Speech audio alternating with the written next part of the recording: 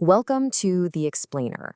Today, we're diving into a haunting story of betrayal, a ghostly voice crying out for justice, and a brother's search for a truth that has been buried for 10 long years. So let's get right into it. It all kicks off with a young man named Poltu, who's on a mission driven by a really heartbreaking promise to his dying father. His quest is about to dig up a secret that has been buried for a decade. Okay, so this is where our story really begins. We meet Poltu, this young man, driven by a promise, heading into a village that holds not just his past, but a very, very dark secret. Poltu shows up in the village of Malikpur, searching for his sister, Kajla. Now get this, he hasn't seen her in 10 years, and he's totally running out of time to fulfill his father's final wish. You see, the family was just torn apart. They believed Kajla had not only abandoned them, but that she'd stolen her own wedding jewelry to do it. For her father, it was a betrayal so deep he just erased her from their lives. But a mother's grief, and now a father's dying regret, well, that's what set this whole story in motion. But when Poltu arrives in Malikpur asking for help, he doesn't find any sympathy. No, he walks right into a village that's completely gripped by fear, and he very quickly becomes the target of all its paranoia. And the conflict is immediate, and it is intense. The village has been plagued by robberies, so when a total stranger shows up at night with a story they can't possibly verify, they don't see a grieving brother. They see a threat. And their fear, it quickly boils over into just brutal violence. 3 men, totally convinced he's a scout for a gang of bandits, attack Poltu. They beat him senseless, and they leave him for dead at the edge of the forest. And it's here, as Poltu is lying semi-conscious and bleeding in the dark, that our story takes a very sharp turn into the supernatural. Through all the pain, he hears a faint but completely unmistakable voice, a voice he hasn't heard in a decade. It's his sister, Kajla.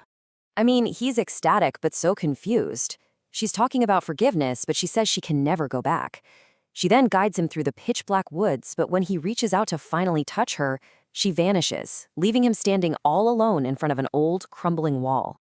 And now, everything is coming to a head. Poltu, the villagers who attacked him, and a new, very suspicious character all converge on this single, eerie spot. The villagers find him again, and they look ready to finish the job.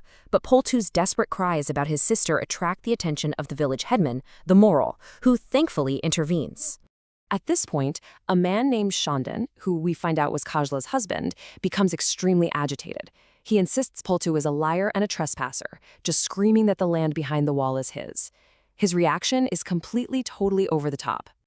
Now, the Morval is a sharp man. He sees the sweat on Shandan's brow, he hears the panic in his voice, and he senses something is deeply, deeply wrong. He ignores Shandan's protests and gives a simple, chilling order. Break down the wall. And as the old bricks start to fall away, a horrifying truth is exposed. The secret that has been hidden for a decade is finally dragged out into the night air.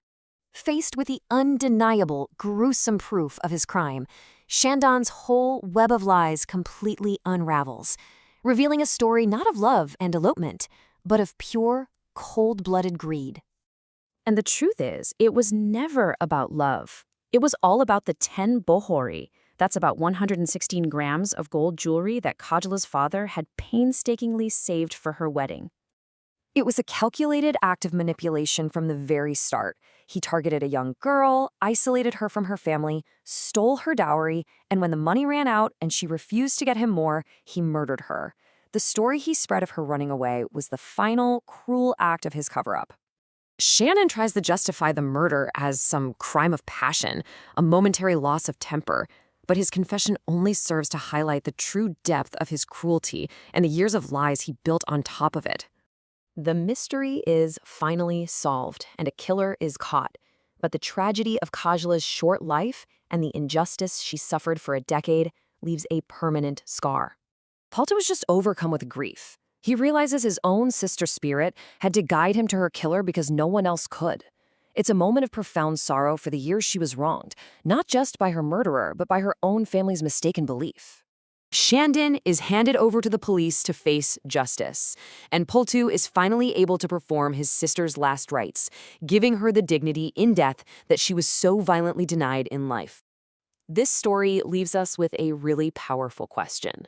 Was it truly a ghostly cry for help, reaching out across a decade of silence? Or was it a brother's love and determination so strong that it uncovered a hidden truth against all odds?